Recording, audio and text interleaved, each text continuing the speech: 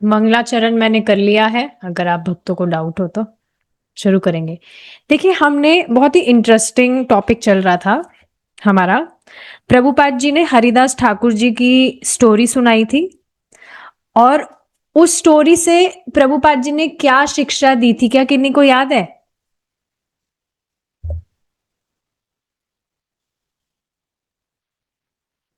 लीलामृत में भी क्वेश्चन करेंगे अब आप? यस। आप क्लास सुन रहे हैं तो मालूम तो होना चाहिए ना क्या सुन रहे हैं।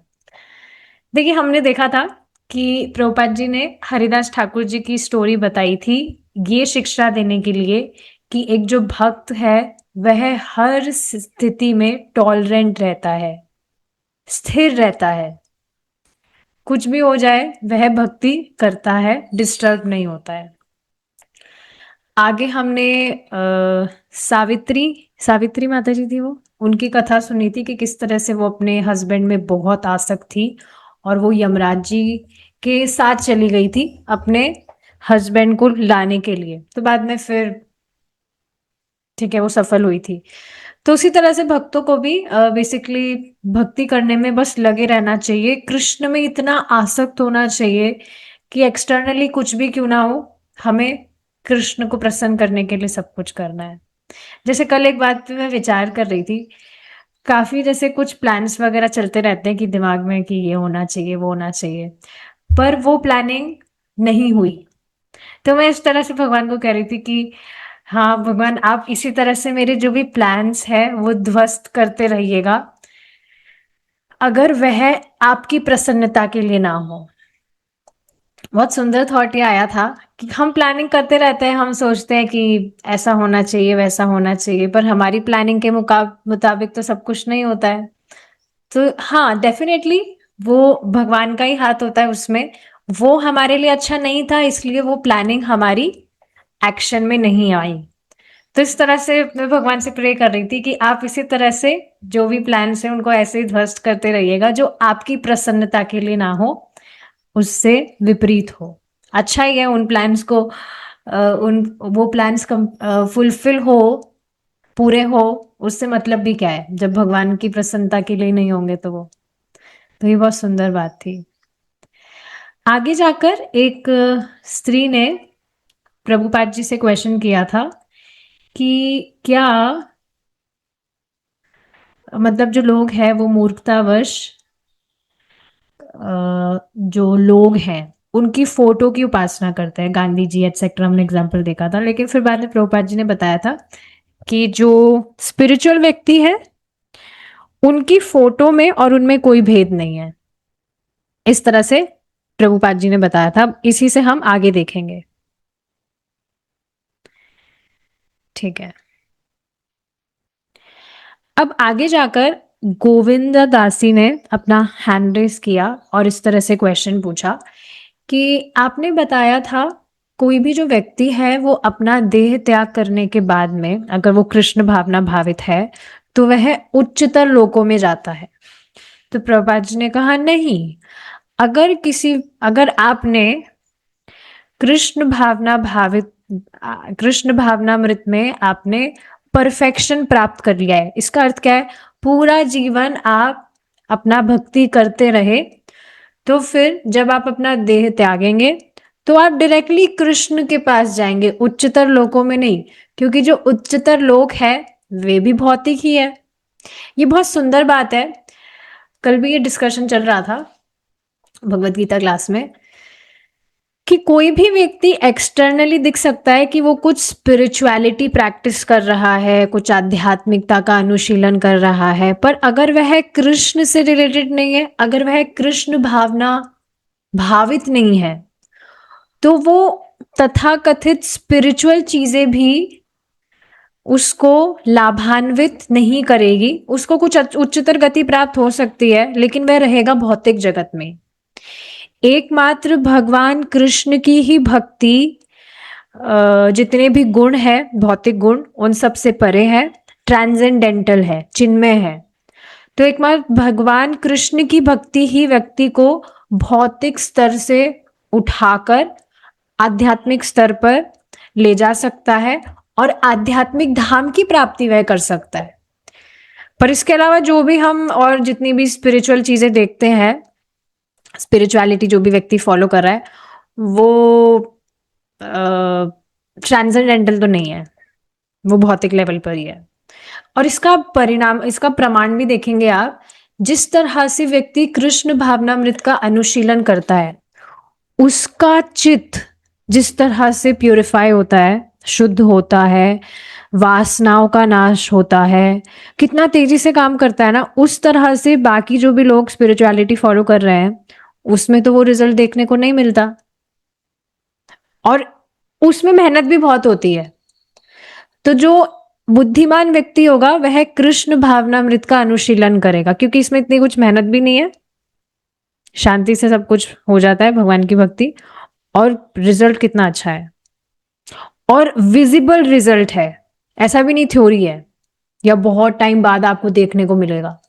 अभी भी जीवन में आप बहुत सारे परिवर्तन अपने जीवन में देख सकते हैं, और यह भी एक कारण है आप भक्ति में हैं, क्योंकि आप देख पा रहे हैं कि आपका जीवन परिवर्तित हुआ है। तो बहुत सुंदर बात है। तो प्रभुपाद जी यही बात बता रहे कि पूरा जीवन इस तरह से व्यक्ति अगर भक्ति करता रहा तो वह इस देह इस देह को त्यागने के बाद डायरेक्टली कृष्णा के पास ही चला जाएगा। और भगवान खुद इसको गीता में कितनी बार बोले हैं, वह मेरी प्राप्ति करेगा, इसमें कोई संदेह नहीं है, मैं सच बोल रहा हूं अर्जुन, लाइक दैट। लेकिन अगर कोई व्यक्ति परफेक्ट नहीं है, परफेक्ट मतलब बीच में डिस्ट्रैक्ट हो गया, पूरा जीवन भक्ति नहीं कर पाया, तो उसको वापस से अगला जीवन मनुष्य देह प्राप्त होगा और वापस से उसे भक्ति कंटिन्यू करने का मौका मिलेगा। फिर से यहाँ पर देखिए क्या शिक्षा हमें दी जा रही है, कैसे ना कैसे करके लोगों के जीवन में भक्ति बीज आप डाल दीजिए। आपने उसको एक बार भी भक्ति का संपर्क दे दिया ना, आगे उसको पक्का भक्ति करने का चांस मिलेगा। जैसे वो लंदन की जो माता जी हैं, भगवत गीता क्लास जो सुन रही हैं, तो वो बता रही थी कल कि किस तरह से वहां पर लोगों की किस तरह से दुर्गति है, दुर्दशा है।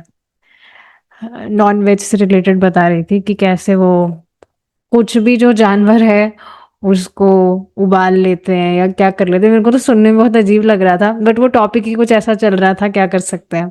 तो आप देख सकते हैं वहां पर जो लोग हैं, बहुत सारे ऐसे लोग हैं जिन्होंने अभी तक कभी कृष्ण नाम भी नहीं सुना।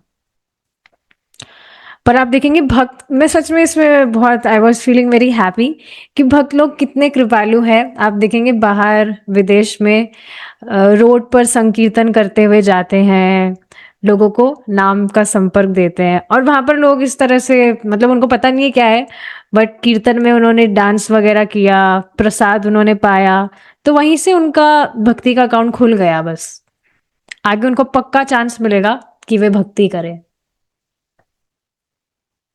इस बात को समझना चाहिए, भगवान का संपर्क बहुत शक्तिशाली है। हमें तो नहीं पता कि हमारे पास्ट लाइफ में हमने क्या किया था, क्या नहीं किया था, पर डेफिनेट है ये कि कुछ भक्ति का संपर्क हमें प्राप्त हुआ था, वहीं से अब हम इस जीवन में कंटिन्यू कर रहे हैं। तो भगवान का संपर्क बहुत शक्तिशाली है, इस वजह से कैसे ना कैसे करके बस ये भक्ति बीज जो है लोगों के जीवन में डाल देना चाहिए। एक महामंत्र भी अगर किसी, एक भगवान का नाम भी उसने लिया है, उसको महामंत्र आप जप करा दीजिए, प्रसाद दे दीजिए, कैसे ना कैसे बस उसका संपर्क करा दीजिए आप। और मुझे सबसे ज्यादा इंटरेस्टिंग लगता है उन लोगों को भगवान के विषय में बताना जो बिल्कुल जानते ही नहीं है कुछ। That's a different Joy. ठीक है, लेकिन कोई भी व्यक्ति अगर यह समझ गया कि कृष्ण क्या है, कृष्ण कौन है, कृष्ण कैसे जन्म लेते हैं, मतलब कृष्ण के जो जन्म है, कर्म है, वो किस तरह से दिव्य है, तो फिर उसे कोई भौतिक जन्म नहीं प्राप्त होगा। फिर वो कहाँ जाएगा? त्यक्त्वा देहम पुनर्जन्मा नयति मामेति, ही कम्स टू मी, वो मेरे पास आता है। इसका मतलब भगवान के आध्यात्मिक धाम कि वह प्राप्ति करता है। कोई बस इस बात को भी समझ गया कि भगवान के जो जन्म है, कर्म है, वो दिव्य है, वो साधारण मनुष्य की तरह नहीं है। ये बात भी तो लोग कहाँ समझ पाते हैं। कोई कृष्ण को एक्टर बना देते हैं, कृष्ण तो बहुत अच्छे एक्टर थे। कोई सोचते हैं कि भगवान कृष्ण जो है वो बहुत कुछ महान काम करके भगवान बने हैं। तो ये बात भी कहाँ लोगों को समझ आती है। इस बात को आप समझ लेना, ये समझना, इस बात को स्वीकार करना इतना कुछ कठिन नहीं है, पर फिर भी ये बहुत कठिन है। समझ ही नहीं आता लोगों को।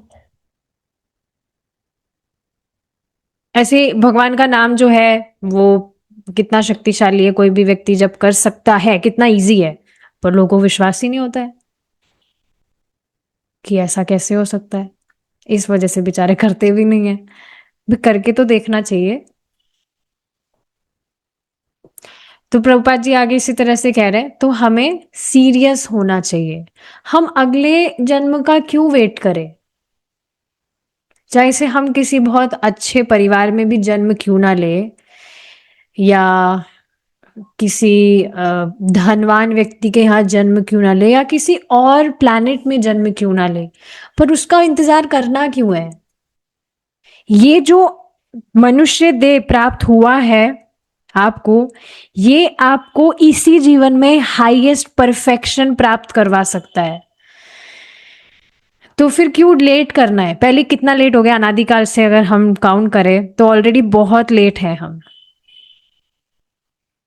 तो इस वजह से ऐसे केयरलेस नहीं हो जाना चाहिए कि हाँ भक्ति तो कर ही ली है, अगला जीवन मिल ही जाएगा। क्यों वापस से क्यों जन्म लेना है? और फिर से कितनी सारी प्रॉब्लम है। अभी आप देखते होंगे, कभी कभी तो आ ही जाता होगा दिमाग में कि सच में ये तो रहने लायक जगह तो नहीं है। आता है कभी कभी मन में इस तरह से स्ट्रॉन्ग फीलिंग कि हाँ मुझे तो कभी नहीं आना है दोबारा। तो मुझे मेरे जब स्कूल के दिन याद आते हैं तो बहुत ज्यादा ऐसा घिनसा होता है। स्कूल जाना तो मुझे कभी बिल्कुल ही पसंद नहीं था। और सच बता रही हूँ, स्कूल से जब मैं निकल गई थी 12th पास आउट करके, तो इतना सुकून मुझे मिला था कि वाह, अब वापस उसकी शक्ल नहीं देखनी पड़ेगी। और लिटरली मैं वापस उस एरिया में भी नहीं गई जहां पर स्कूल था। बिल्कुल भी मन नहीं करता था मेरा स्कूल जाने का। बट इस तरह से आप देखेंगे, वापस से अगर किसी व्यक्ति का जन्म हुआ तो वापस से ये सब स्कूल वगैरह जाओ, ये करो वो करो, कितना परिश्रम है इन सब चीजों में। और ये स्कूल तो सिर्फ एक चीज है, वैसे भी कितनी सारी चीजें हैं।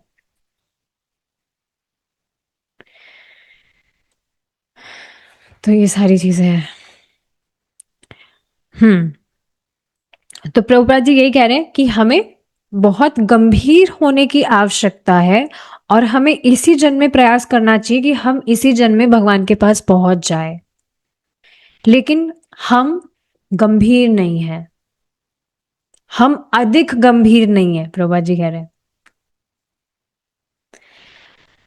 एक्चुअली ये जो मानव समाज है, मानव समाज का अर्थ ही है कि लोगों को बहुत सीरियस होना चाहिए इस मनुष्य देह में। उनको जो प्राप्त हो सकता है, भगवान की प्राप्ति वे कर सकते हैं, उसके लिए बहुत उनको गंभीर होना चाहिए। जैसे इस बात को आप समझ रहे हैं, जैसे कोई कामी व्यक्ति होता है तो वो कितना आसक्त होता है, उसका जो भी जिसके भी प्रति उसकी आसक्ति है, काम है, उसको करने के लिए, पूरा करने के लिए, उस तरह से हमें एब्जॉर्ब रहना चाहिए। प्रभु जी ने एक बार एक बात कही थी, कितनी मतलब बहुत ही अमेजिंग बात थी वो, कि अगर हम सच में गंभीर हुए हमारे जीवन में, तो वास्तव में हमारी ऐसी स्थिति होनी चाहिए कि रात को हमें नींद भी ना आए। इस तरह से हमें आतुर होना चाहिए भगवान की सेवा करने के लिए, भगवान का भजन करने के लिए, नाम जप करना है, कथा सुनना है। कितना सुंदर था ना ये। बहुत सुंदर बात है।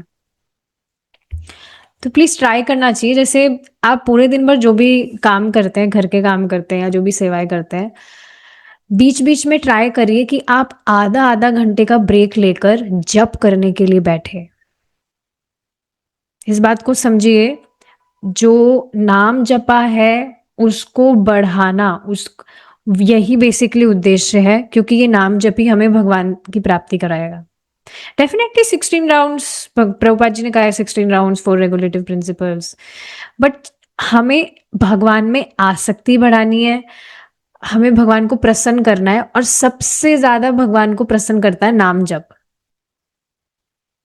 और नाम जप भी आप ट्राई करिए कि क्वालिटेटिवली थोड़ा करने का ट्राई करिए, कि शांति से आप बैठे। जैसे मैं इन दिनों क्या विचार करती हूँ, रात को भी आजकल मैं ट्राई कर रही हूँ सोने से पहले जब किया जाए, तो पूरा दिन भर जो भी किया है उसको साइड में रखकर पूरा दिमाग अब मुझे खाली करना है, और भगवान का जो नाम है उससे मुझे मेरा दिमाग भरना है, इस तरह से आई थिंक।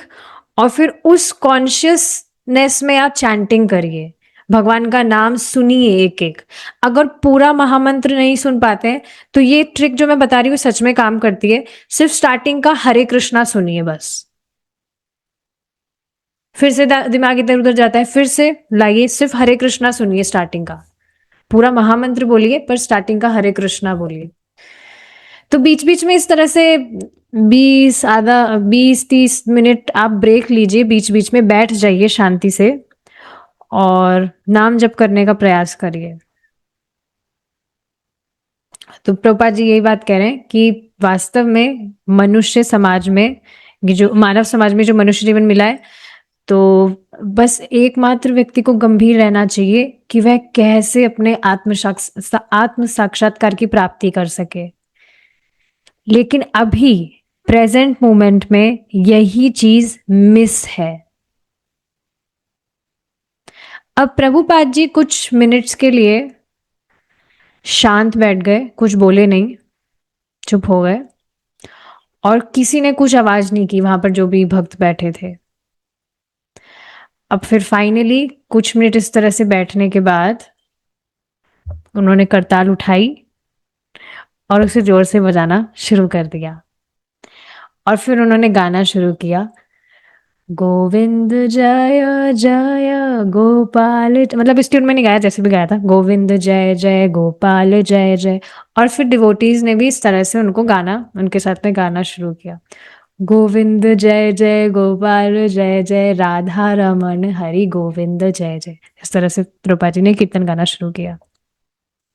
प्रभुपाद जी की ये इच्छा थी उनके शिष्यों से कि वे कृष्णा कॉन्शियसनेस, कृष्ण भावना मृत में 100% अपना दे, इस प्रेजेंट लाइफ में पूरा 100% अपना दे, कि जो भी काम कर रहे हैं कृष्ण की प्रसन्नता के लिए होना चाहिए, कृष्ण सेंटर में होने चाहिए, कृष्ण की स्मृति बस हमेशा बनी रहनी चाहिए, कृष्ण का हमें विस्मरण ना हो।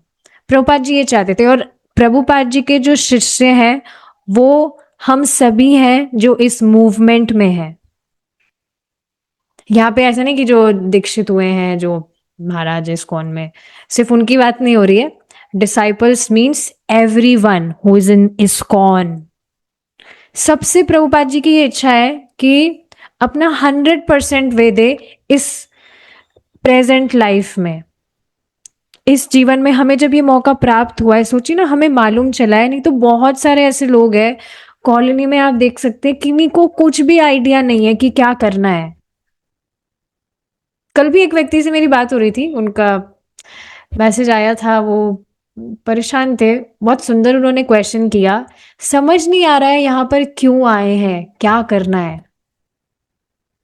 उनको मैंने फिर जपा वगैरह के लिए बताया था, तो फिर उनसे कॉल पे भी बात हुई थी, तो उनको यही बेसिकली बात हो रही थी उनसे, कि आजकल लोगों ने अपने आप को इतना बिजी बना लिया है कि उनको विचार करने का भी समय नहीं है कि मुझे करना क्या है, या मैं जो कर रहा हूं मैं क्यों कर रहा हूं। They have no time to think. Prabhu ji भी तो बता रहे थे ना अभी क्लास में कि लोग सुबह से शाम मेहनत कर रहे हैं लेकिन चैन से बैठकर खाना भी नहीं खा पा रहे हैं। खाना सुख है but they are not even able to relish their food. इतना अपने आप को भागा दौड़ी में लगा रखे हैं।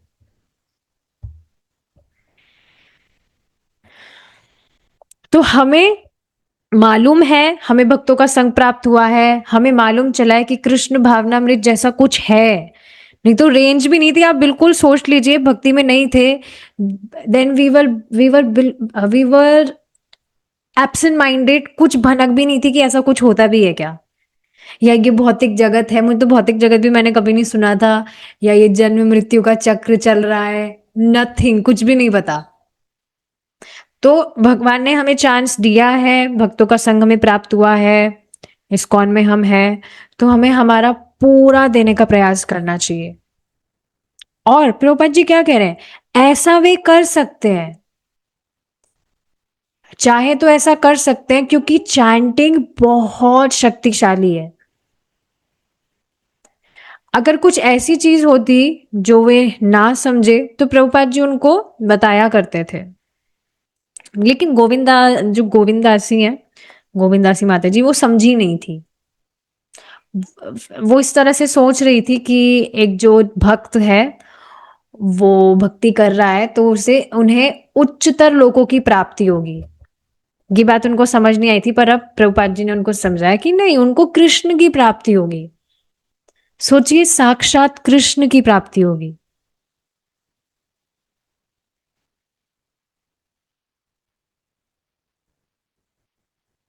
कैन यू इमेजिन, आप भगवान को विग्रह के रूप में उनका श्रृंगार करते हैं, उनको भोग लगाते हैं, ये सब व्यक्तिगत रूप से आप कर पाएंगे हम भगवान के पास जब पहुंच जाएंगे। अभी भी विग्रह के रूप में भी भगवान ही है साक्षात, बट व्यक्तिगत रूप से आप सब कुछ कर पाएंगे। भगवान का श्रृंगार, एक बार इसको प्लीज मेडिटेट करके देखिए आप, किस तरह से भगवान का श्रृंगार करना, भगवान को इस तरह से मुकुट पहनाना, भगवान को पोशाक इस तरह से आप पहना रहे हैं, श्रृंगार कर रहे हैं, तिलक वगैरह लगा रहे हैं, ज्वेलरी वगैरह पहना रहे हैं साक्षात कृष्ण को। तो ये सब हो सकता है when you will go back to Krishna. उसके लिए हमें सीरियस होना जरूरी है। धीरे धीरे करके देखिए, ये बात तो समझ आ ही रही होगी ना कि बस कृष्ण के लिए सब कुछ करना है हमें, कृष्ण की प्रसन्नता के लिए सब कुछ करना है। तो ये बहुत सुंदर बात है और ऐसा किया जा सकता है, क्योंकि चैंटिंग इतना इंपॉर्टेंट है। कोई भी व्यक्ति चैंटिंग कर रहा है ना, तो भगवान स्वयं उसको बुद्धि देने लगते हैं कि उसको कैसे क्या करना है। तो प्रभुपाद जी ने उनको सीरियस होने के लिए कहा था। उन्हें पता था कि कई बार वे डोनट शॉप पे जाते थे, मतलब बाहर जो भी खाने पीने की दुकान है, और वहां पर जाकर सिगरेट वगैरह भी पीते थे कीर्तन होने के बाद में। लेकिन प्रभुपाद जी वो सब टॉलरेट कर रहे थे। एक बहुत सुंदर बात है, अभी रिसेंटली मैंने हारमोनियम क्लासेस ज्वाइन की है, तो उसमें वो जो टीचर है हारमोनियम जो सिखा रहे हैं, बहुत अच्छे हैं वो, ही इज़ वेरी स्कॉलर।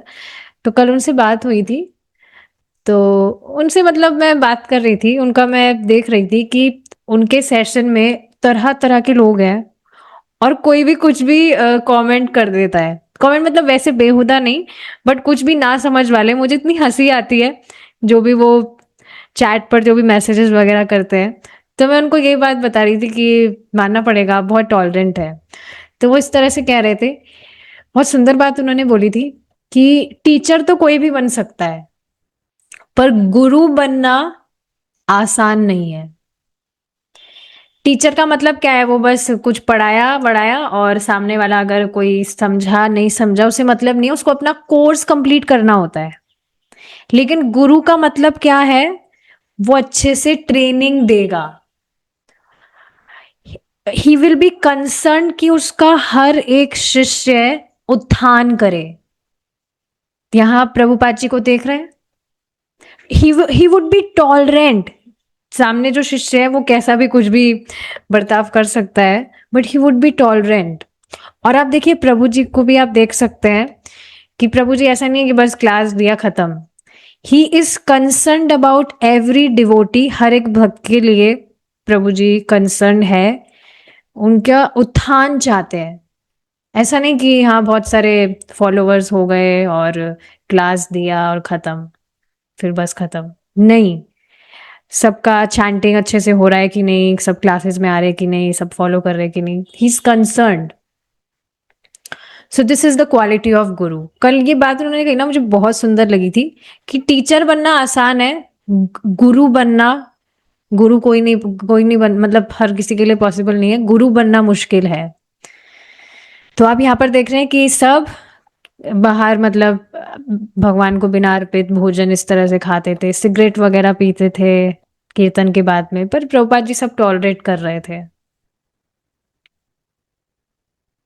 लेकिन वे ये भी चाहते थे कि वे सब जाने कि प्रभुपाद जी चाहते हैं कि वो गंभीर हो पूरी तरह से। ये जो भी चीजें कर रहे हैं, ये ठीक है कर रहे हैं, अभी कर रहे हैं, लेकिन हमेशा इस तरह से ही ना रहे। अगर वो पूरी तरह से गंभीर नहीं होंगे, मतलब वो नहीं, मतलब आप सिर्फ उनको पॉइंट मत करिए, ये हमारे लिए है। अगर हम पूरी तरह से गंभीर नहीं होंगे तो डेफिनेटली फिर हम इस भौतिक जगत के किसी उच्चतर लोक की ही प्राप्ति करेंगे। और प्रभुपाद जी ने खुद ये बात कही है कि बहुत सारे उनके शिष्य स्वर्ग लोक की प्राप्ति करेंगे, because they are not very serious to get Krishna. हर दिन ही बेसिकली ये क्वेश्चन करना चाहिए कि मैं कृष्ण भावनामृत में क्यों हूं,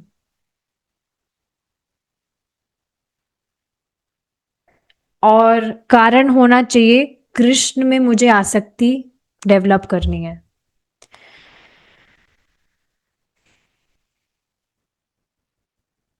तो ये तो कोई अच्छी बात नहीं है कि उच्चतर लोक की वो प्राप्ति करे, क्योंकि हमने देखी श्रीमद् भागवतम का श्लोक है ये कि अनादिकाल से इटर्नल टाइम से जो व्यक्ति है वो नीचे से लोकों से लेकर ऊपर के लोकों में इसी तरह से चक्कर काट रहा है।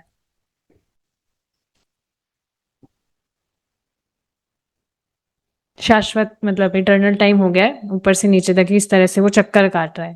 तो इसमें तो अच्छी बात क्या है, हम सभी बहुत ऊपर के लोगों से भी हम जाए आए, नीचे के लोगों में भी हम जाए आए, सब जगह हमने भ्रमण कर लिया है। और फाइनली तब जाकर अब हमारे दिमाग में चमका है कि हमें भक्ति करनी है। यही बात मैं कल उन व्यक्ति को भी बता रही थी कि जब व्यक्ति उब जाता है, क्योंकि हर कोई ये क्वेश्चन नहीं कर रहा, उन्होंने जो क्वेश्चन किया मैंने उनको यही बात बताई कि यहाँ क्यों आए हैं, क्या करना है, समझ नहीं आ रहा। हर कोई ये क्वेश्चन नहीं कर रहा है, लोगों के पास में समय ही नहीं है कि वो इस पर विचार भी करें। So it's not ordinary. तो अगर हमें ये चांस मिला है तो हमें गंभीर होने का प्रयास करना चाहिए। और गंभीर होने का ये मतलब नहीं है कि आप सीरियस मुंह बनाकर बैठे, गंभीर means we should intensify our bhajan. भगवान की देखिए बस, कृष्णा कॉन्शियसनेस मीन्स कि आप हमेशा कृष्ण के लिए सचेत रहे, कृष्ण को कभी ना भूले। बस हर वस्तु, हर मोमेंट, बस आपको हर क्षण कृष्ण की स्मृति हो।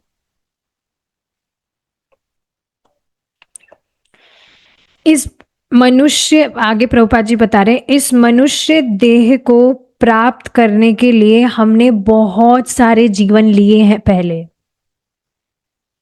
मनुष्य जीवन परफेक्शन के लिए है। परफेक्शन मतलब कि व्यक्ति आत्म साक्षात्कार को प्राप्त करे, भगवान की प्राप्ति करे। तो हमें सीरियस होना चाहिए।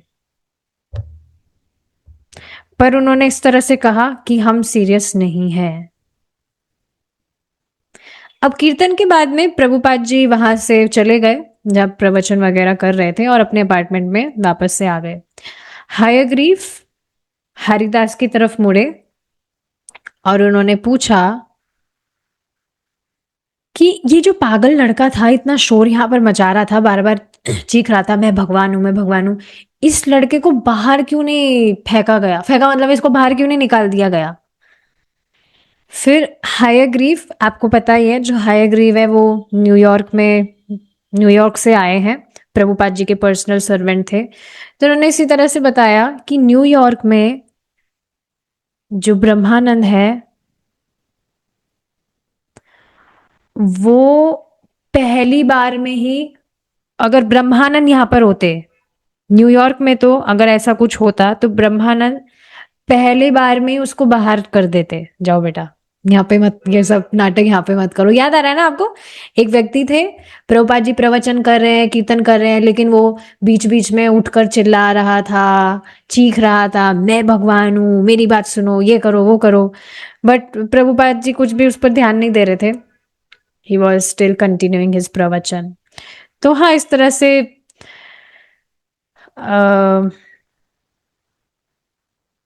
हयग्रीव ने इसी तरह से उनको कहा कि इस व्यक्ति को बाहर क्यों नहीं कर दिया गया? अगर न्यूयॉर्क में ऐसा कुछ हुआ होता तो ब्रह्मानंद अब तक उसको पहली बार में बाहर निकाल देते। फिर हरिदास ने इस तरह से उनको समझाया कि यहाँ हिप्पीज से आपको सतर्क रहने की जरूरत है। टैक्टफुल, टैक्टफुल वह शब्द है। टैक्टफुल का मतलब एक बार देखते हैं।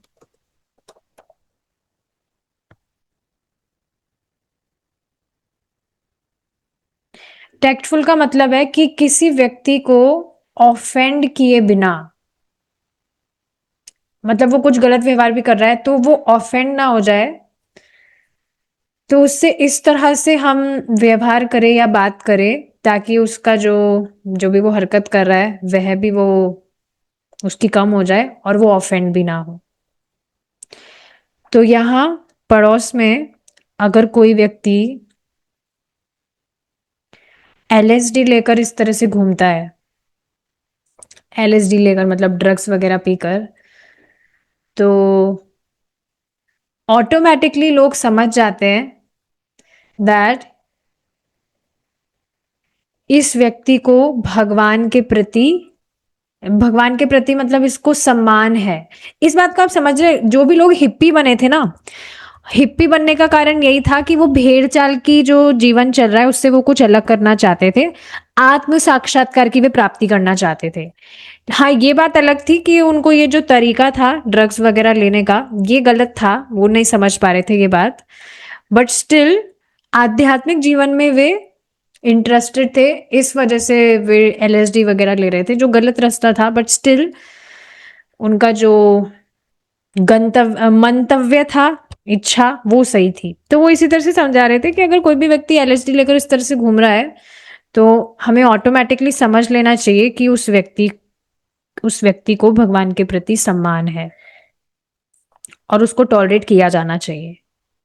अब ये बात देखिए, यहाँ पर अगर हम हमारे जीवन में इसको अप्लाई करें तो क्या हो सकता है? भक्तों के ऊपर ही हम अप्लाई कर सकते हैं। कोई भी व्यक्ति हमें नाम जप करते हुए दिख रहा है, नाम जप की ही हम बात करते हैं स्पेशली, और नाम जप वह कर रहा है but still if he is behaving strangely, कुछ ऐसा कुछ व्यवहार कर रहा है, तो ठीक है, उस पर ज्यादा ध्यान नहीं देना चाहिए, उसको टॉलरेट कर लेना चाहिए। क्योंकि भगवान का नाम जप कर रहा है, वो जप करते करते he will get the perfection. Definitely हम, अगर हमें उनका व्यवहार पसंद नहीं है, हम उनसे डिस्टेंस मेंटेन कर सकते हैं, बट उनको उस पर ध्यान नहीं देना चाहिए इस तरह से, क्योंकि वो भगवान का नाम जप कर रहा है, उसको टॉलरेट कर लेना चाहिए।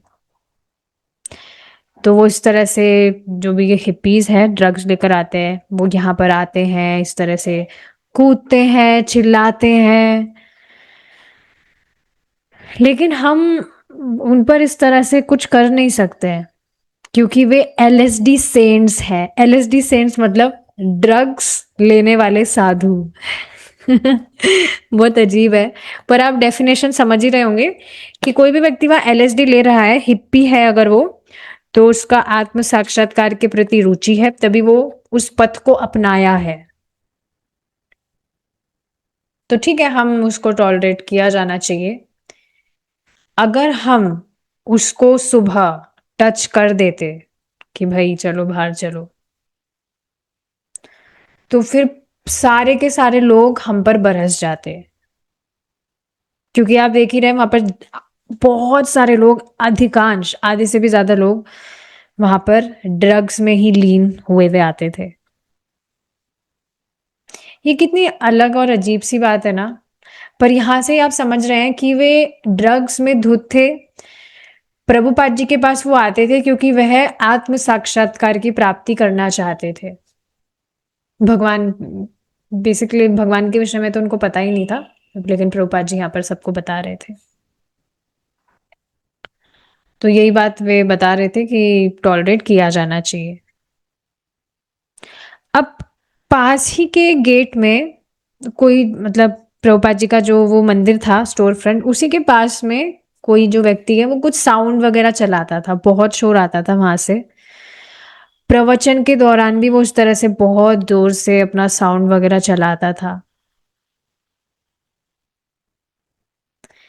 लेकिन वो इस तरह से ठीक है साउंड वगैरह चलाता हो, लेकिन फिर भी वो बहुत फ्रेंडली थे, हमें कपड़ा वगैरह देते थे, हमें सहायता करते थे टेम्पल को डेकोरेट वगैरह करने के लिए। कई बार जो हेल्स एंजल्स हैं, मतलब हमने देखा था ये कुछ लोगों का ग्रुप था, वो भी वहां पर जाते थे और बहुत वहां पर शोर करते थे, और कई बार वो यहाँ पर भी आते थे मंदिर में। तो ज्यादातर वो इस तरह से परेशानी करते थे, बट स्टिल वो यहाँ पर भी आते थे, तो इस वजह से उनको टॉलरेट किया जाता था।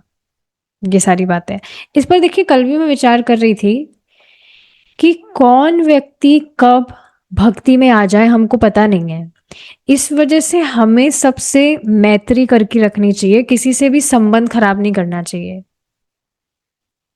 क्योंकि देखिए हम किसी से संबंध खराब कर रहे हैं, कुछ मतलब उससे कुछ गलत हमने कहा, तो एक तो भक्तों का नाम खराब होता है कि भक्ति कर रहे हैं, काहे के भक्त हैं, ऐसा व्यवहार है वैसा व्यवहार है। प्लस फिर वो भक्ति में भी तो नहीं आएगा ना, क्योंकि उसके दिमाग में मेंटेलिटी होगी कि भक्त तो इस तरह के होते हैं। आपको एक बात मैं बता देती हूँ, अभी आपको मालूम है शिकागो से एक माता जी कनेक्ट हुई थी, she was very interested in Bhagavad Gita, लेकिन वहां पर पता नहीं टेम्पल में कुछ भक्त हैं, पता नहीं कोई प्रभु जी थे कि क्या थे, उनका व्यवहार कुछ अलग रहा उन माता जी से, तो इस कारण वो भक्ति छोड़कर अब चली गई। इस तरह से मतलब उनसे मेरी बात भी हुई थी, मैंने उनको समझाया भी था कि भाई एक व्यक्ति का जो व्यवहार है वो ये नहीं सत्यापित करता कि सभी भक्त ऐसे हैं, क्योंकि हम सब भक्त बने नहीं है, we are on a journey, हम अभी भक्त बनने का प्रयास कर रहे हैं। भक्त बन चुके होते तो यहाँ थोड़ी होते, भगवान के पास लौट गए होते। तो इस बात को आप समझ रहे हैं कि कोई भक्त अगर कुछ खराब तरह का व्यवहार कर दे, तो जो नया व्यक्ति है या जो भक्ति से परिचित ही नहीं है, वो उसको किस वे में ले और फिर वो भक्ति छोड़कर इस तरह से चला जाए, तो वो अच्छी चीज नहीं है ना। तो इस वजह से मैं इस पर विचार कर रही थी कि हमें संबंध सबसे ठीक रखना चाहिए। कोई अब भक्ति कर रहा है नहीं कर रहा है वो भाई उसकी प्रॉब्लम है, हम क्यों हमारा संबंध किसी से खराब करें। We should be nice, we should be friendly, क्योंकि हमें नहीं पता कि कौन कब भक्ति एक्सेप्ट कर ले हमारा व्यवहार देख के। काफी बार तो ऐसा भी देखा ही गया है, काफी बार ऐसा ही होता है कि लोगों को भक्तों का व्यवहार बहुत अच्छा लगता है, इस वजह से वे भक्ति एक्सेप्ट कर लेते हैं कि वाह कितने अच्छे लोग हैं, कितना प्रेम करते हैं। तो ऐसे लोगों की संगत करना तो सबको पसंद है, फिर ऐसे संगत करते करते वो भी भक्त हो जाता है। So we should try to be nice, ये सारी चीजें हैं। आगे देखिए, अब उस सुबह ही कुछ इस ग्रुप के जो लोग थे, हेल्स एंजल्स, ये लोग वहां पर ही लड़ाई करने लग गए। पास में वो उनके जो भी था वहां पर दुकान वगैरह, वहां पर लड़ाई करने लग गए। और वहां पर जो भक्त थे वो उनकी आवाजें सुन पा रहे थे, कैसे चीख रहे हैं, चिल्ला रहे हैं, हाँ लड़ाई कर रहे हैं, दीवार पर पीट रहे हैं, जो भी हाथ पीट रहे हैं या क्या पीट रहे हैं। तो ये सारी चीजें उनको सुनाई दे रही थी। फिर थोड़ी देर बाद में वहां पर पुलिस आई, और फिर थोड़ी देर बाद में एम्बुलेंस आई। सच में इस बात को आप समझिए, बाहर वेस्ट में ये बहुत होता है, लोग बहुत ज्यादा वॉयलेंट होते हैं वहां पर। मैं तो भाई साहब केसेस सुनती हूँ ना तो मुझे डर लगता है। कहाँ पर एक टाइम था व्हेन आई वाज ड्रीमिंग काश मैं भी विदेश जाकर सेटल होती, ये होता वो होता, बट विदेश is really not a safe place. वहां पर लोगों के सेंसेस बिल्कुल भी कंट्रोल में नहीं है, और कोई भी व्यक्ति कुछ भी वहां कर सकता है। एक और बहुत सुंदर बात मुझे मालूम चली थी कि आप देखेंगे यहाँ भारत में माता जी के लिए आश्रम नहीं है, सिर्फ प्रभु जी के लिए ब्रह्मचारी आश्रम है। लेकिन विदेश में माता जी के लिए भी आश्रम है। इसका बहुत सुंदर कारण पता है क्या है? मुझे भी कुछ हफ्तों पहले ही पता लगा था। भारत में जो स्त्रियां हैं वो बाहर से ज्यादा अपने घरों में सुरक्षित है, अपने पिता के आश्रय में, अपने पति के आश्रय में। लेकिन विदेश में जो स्त्रियां हैं वे अपने घरों में सुरक्षित नहीं है। इस वजह से बाहर आश्रम है स्त्रियों के लिए भी, माता जी के लिए, and they are much protected there. ये बहुत सुंदर बात थी जो मुझे मालूम चली थी। तो ये सारी चीजें, वहां पर कुछ भी कभी भी हो सकता है, it's not a safe place. उसके बाद में काफी कुछ डिवोटीज थे, 12-13 के करीब, जो वहां मंदिर में आ गए थे और इस विषय में बात कर रहे थे कि ये सब क्या था क्या नहीं।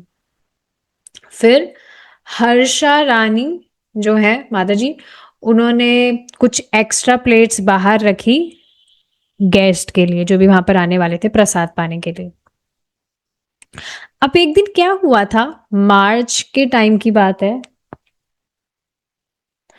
5 मिनट और पढ़ लेते हैं। मार्च के महीने की बात है। एक 18 साल का व्यक्ति था, वाइने गुंडेरसन। बहुत अजीब अजीब से नाम है। प्रभु जी बता रहे थे ना अभी क्लास में कि लोग किस किस तरह के नाम रखते हैं बाहर, उन नामों का कुछ मतलब भी नहीं होता है। टीटू, ट्विटर, टोनी, पता नहीं क्या क्या नाम रखते हैं। अब यहाँ पर देखिए, वेने गुंडेरसन, ये कैसा नाम है? बहुत अजीब तरह के नाम है जिनका कुछ मतलब भी नहीं होता है। तो ये ठीक नहीं है। इससे अच्छा भगवान के नाम पर नाम रखा जाना चाहिए, कम से कम इस बहाने ही मुंह पर भगवान का नाम आएगा। तो ठीक है कि ऐसे उनका नाम था। तो वे वहां पर चल रहे थे उसी साइड में, और चलते चलते क्या हुआ, एक कागज का कुछ टुकड़ा सा था। मतलब इस तरह से आप देखेंगे हवा चलती है तो रोड पर कुछ कचरा वगैरह है तो वो उड़ता है। तो इसी तरह से जब वो चल रहे थे तो उड़ते उड़ते उनके पैर के पास में कागज का टुकड़ा आया। तो अब उस व्यक्ति ने क्या किया, ये जो 18 साल का बच्चा था, बच्चा ही कहेंगे 18 साल का, पर जो भी है, उसने उसको लात मारी। ऐसा होता ही है, आप देखिए चल रहे हैं और एटलीस्ट बच्चे तो ऐसा करते ही हैं, अगर आप नहीं करते हो, कि बीच में कुछ कुछ भी कंकड़ सा दिख गया तो उसको लात मारते हैं। लात मारते मारते इस तरह से उसको काफी देर तक उससे खेलते हैं। तो उसी तरह से इनके पैर के पास में एक कागज का टुकड़ा आया तो उन्होंने उसको लात मारने का प्रयास किया। उसको कुछ फाड़ा वगैरह नहीं, फाड़ने का प्रयास नहीं किया, उसको लात मारने का प्रयास किया, लेकिन फिर भी वो हटा नहीं था। फिर वो रुका और उसने फिर से उसको लात मारने का प्रयास किया, लेकिन फिर भी वो ऐसा नहीं कर पाया। फिर वो नीचे झुका और उसने उसको उठाया, और फिर उसने देखा ये है क्या चीज, और फिर उसने उस पे देखा, उस पे लिखा था स्टे हाई फॉर एवर। इस बात को आप समझ रहे हैं? यहाँ पे हिपीज जो थे वो ड्रग्स वगैरह लेते थे ताकि वो कुछ हाई फील कर सके। हाई मतलब कुछ एक्सटेसी वगैरह, इंटॉक्सिकेशन के बाद में जैसा उनको फील होता है। लेकिन ड्रग्स का नशा हमेशा तो नहीं रहता है, जब उतरेगा तो वापस से उन्हें लेना होगा। लेकिन यहां पर लिखा था स्टे हाई फॉर एवर, हमेशा ही हाई रहो। तो आप समझ ही रहे, वो प्रभुपाद जी का ही एडवर्टीजमेंट था इस तरह से, ताकि लोग वहां टेम्पल में आए। तो बहुत सारे लोगों की तरह जो ये वैनी था, जो कि अभी बहुत युवा था, उसने भी किसी पोस्ट ऑफिस में काम किया था, और यहाँ पर वो हाइट एशबरी में आया था। आप जानते ही हैं, ये सैन फ्रांसिस्को में उस जगह का नाम है जहाँ पर प्रभुपाद जी का ये टेम्पल था और बहुत सारे हिप्पीज वहां पर रहते थे। तो वो भी हिप्पीज को ज्वाइन करने के लिए आया था। इस बात को आप समझ ही रहे हैं, जो भी ये भौतिकतावादी भेड़ चाल जीवन से परेशान हो रहे थे वो हिप्पीज को ज्वाइन कर रहे थे। तो ये भी यहाँ पर हिप्पीज को ज्वाइन करने आया था।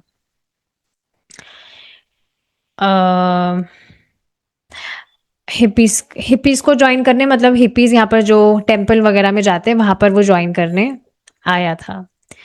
तो उसने रॉक कॉन्सर्ट वगैरह वहां पर अटेंड किए और बुक्स वगैरह पोस्टर्स वगैरह के थ्रू वो दुकानों पर गया।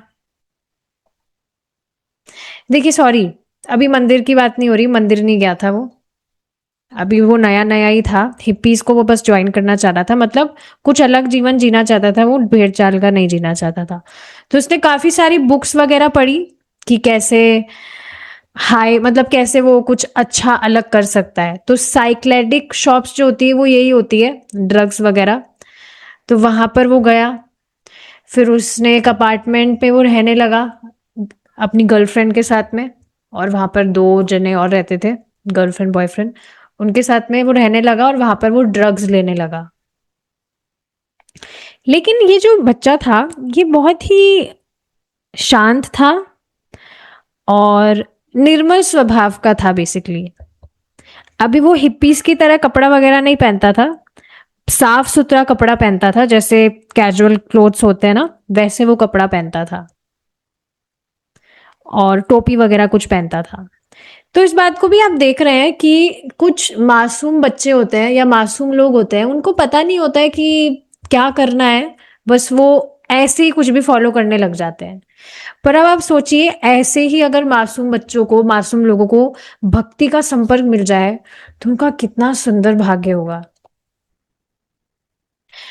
तो पता है, मैं ट्राई करती हूँ कि जो यंग बच्चे हैं स्कूल से अभी जो पास आउट होते हैं, मतलब ज्यादा भी गलत संगति वगैरह में वो पड़े नहीं है, तो उनको भक्ति का संपर्क दिया जाए। I try like that.